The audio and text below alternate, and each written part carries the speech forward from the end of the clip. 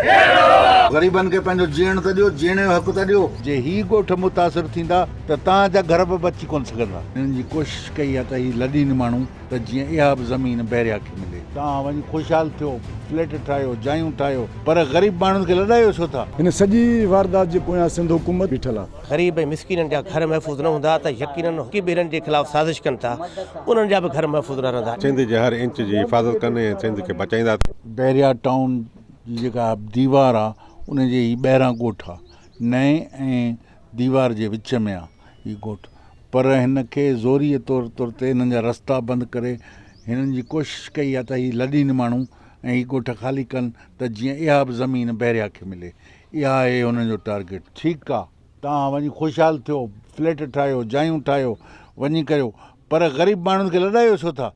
जेके वेठा आहिनि, जंहिं पंहिंजे हाल में ख़ुशि वेठा आहिनि, तव्हां उन्हनि खे छो था मारियो? कमल ज़िम्मेदार सिंध हुकूमत, सिंध पुलिस मलीर जी या पुलिस आहे जेका हिननि जी मदद करे थी। पुलिस ऐं रेंजर्स बि मदद करे। इहा ज़ाहिर थी करे ॻाल्हि त हिते रियासत जा जेके इदारा आहिनि, चूंडियल इदारा आहिनि, उहे हिन माण्हुनि खे लॾाइण लाइ इन लाइ तयारी करे रहिया आहिनि। जे ही ॻोठ मुतासिर थींदा त तव्हांजा घर बि बची कोन सघंदा। इहे यादि रखी सघंदो। जे ही ॻोठ मुतासिर थिया, हिन खे लॾायो त तव्हांजा घर बची कोन सघंदा। तव्हां बि कराचीअ में आहियो, कराचीअ खां ॿाहिरि कोन आहियो। जॾहिं त सुप्रीम कोर्ट हिननि खे 16,000 एकड़ मापे हिननि खे ॾिनी त बाबा तव्हां इन जे खां हद में न वधो, त पोइ छा सबबु आहे त अॼु 40,000 80,000 एकड़। हाणे इन 80,000 एकड़नि में हिननि खे बि लॾाइण था चाहिनि। ठीकु आहे, तव्हां ख़ुशहाल ज़िंदगी फस्ट क्लास माण्हुनि जा ज़िंदगी गुज़ारियो, ठाहियो पिया ठाहियो, पर इन ग़रीबनि खे पंहिंजो जीअण त ॾियो, जीअण जो हक़ त ॾियो। जेके पंहिंजे ॻोठनि में पाण ख़ुशि वेठा आहिनि, तव्हांखे उन्हनि खे जीअण ॾियो। बहरिया टाउन जी इंतिज़ामिया रुगो न आहे या मलक रियाज़ अकेलो न आहे। हिन सॼी वारदात जे पोयां सिंध हुकूमत बीठल आहे। जेके हिते क़दीमी ॻोठ जेके हज़ारे सालनि खां वठी हिते रहनि था, उन्हनि खे लॾाइण, उन्हनि जो मसमार करणु घरनि खे पीपुल्स पार्टी सरकार बराबरि जी मुलविस आहे। उन करे सिंध यूनाइटेड पार्टी जे तरफ़ां अॼु असां हिननि सां यकजहती करणु आया आहियूं त हीउ पंहिंजो पाण खे अकेलो न सम्झनि, पाण खे लावारस न सम्झनि। हिननि खे हिननि जा बंगला मुबारक, पर असांजे ग़रीबनि खे जीअण त ॾियो। किथों जो इंसाफ़ आहे त जेको आहे पंहिंजो तव्हां जेके हज़ारे सालनि खां वठी माण्हू हिते रहनि था क़दीमी मागनि ते, उन्हनि जे बचनि जे घरनि में पुलिस घिड़ी ऐं उन्हनि खे लठियूं हणी उन्हनि जी बेहरमती कई आहे। हर हाल में ॻोठाण जो तहफ़ुज़ कंदासीं ऐं जेकॾहिं हिननि ग़रीब ऐं मिसकिननि जा घर महफ़ूज़ न हूंदा त यकीनन हुकुमरान ऐं जेके ॿेरनि जे ख़िलाफ़ साज़िश कनि था, उन्हनि जा बि घर महफ़ूज़ न रहंदा। इन करे सिंध यूनाइटेड पार्टी सम्झे थी त हीउ ॾाढ बंदि थियणु खपे। जेके ॾाढ बंदि नथा कनि त यकीनन SUP विढ़ंदी, हर क़िस्म जी मज़ामत कंदी ऐं कंहिं बि सूरत में पंहिंजे ॻोठाणनि खे, धरती धड़ियुनि खे, हीअ धरती जा वारिस आहिनि, हीअ मक़ामी माण्हू इन्हनि जा सर्वे नंबर पंहिंजे ज़मीन ते जा ॻोठ आहिनि। असांखे अफ़सोस सां चवणो थो पए त ॻोठ जे तव्हां जॾहिं खॿे साइड ते वेंदो, बहरिया टाउन जे खॿे साइड ते वेंदो, मक़ामी माण्हुनि जूं ज़मीनूं उते धारियो कब्ज़ो करे थो त हिकिड़े ॾींहुं बि न उते पुलिस इंतिज़ामिया वई आहे, न बहरिया टाउन खे नज़र थी अचे उहा कब्ज़े खोरी, न सिंध हुकूमत खे कब्ज़े खोरी नज़र थी। हिन खे सिर्फ़ु ऐं सिर्फ़ु मक़ामी माण्हुनि जा, धरती धड़नि जा, जेके हिन वतन जा वारिस आहिनि, उन्हनि जा ॻोठ नज़र था अचनि।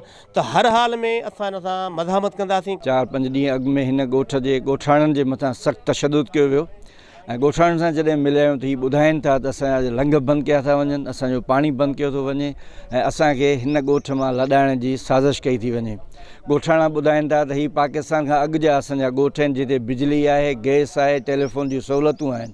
जॾहिं त हीअ जेको जदीद शहर बहरिया जे नाले सां ठाहियो वियो आहे, जेको कब्ज़ो कयो वियो आहे, जंहिंजे लाइ सुप्रीम कोर्ट चयो आहे त हिननि खे 16,000 एकड़ ॾिनी वञे ऐं सम्झ में अचे थो या ॿुधो वञे थो त 80,000 एकड़नि ते हीअ कब्ज़ो करे चुका आहिनि। उन्हनि वटि अञा पंहिंजी बिजली कान्हे, गवर्नमेंट उन्हनि खे अञा बिजली ऐं गैस जा कनेक्शन बि न ॾिना आहिनि। पर हीअ जेके सदियुनि खां आबाद ॻोठ आहिनि, उन्हनि वटि इहे सभु बुनियादी सहूलियतूं आहिनि। उन्हनि बुनियादी सहूलियतूं रखंदड़ ही क़दीमी ॻोठाणनि खे हिन ॻोठनि मां लॾाइण जी गहरी साज़िश कई वई आहे, जंहिंजी असां सख़्तु लफ़्ज़नि में मज़मत कयूं था। बहरिया टाउन ॿिनि तरीक़नि सां असांखे जेके तकलीफ़ ॾिए थी। हिकु त जेके 7 सालनि खां हिते जा असांजा ॻोठ आबाद आहिनि, माण्हू रहनि था, उन्हनि खे डिस्पोज़ेस कनि था, उन्हनि खे फैसिलिटीज़ खां महरूम कनि था, उन्हनि जा रस्ता ब्लॉक कनि था, उन्हनि जी रहाइश जेके आहिनि सो रेगुलर जेके आहिनि सो उनखे डिस्टर्ब कनि था ऐं जेका ज़्यादती आहे। ऐं सिंध गवर्नमेंट चए थी सुप्रीम कोर्ट जो आर्डर आहे, फ़लाण आहे। सुप्रीम कोर्ट जो अहिड़ो को बि आर्डर कोन्हे। सुप्रीम कोर्ट जो आर्डर सिर्फ़ु इन बिहाफ़ ते आहे त सिंध गवर्नमेंट जेका बहरिया खे ज़मीन खपाए ॾिनी आहे उहा जेका भुॻड़नि जे मुठि ते हुई उन में हुन पैसनि जी वाधारो कयो आहे। तंहिं करे सुप्रीम कोर्ट जो हिन बहरिया सां को तालुक़ ई न आहे।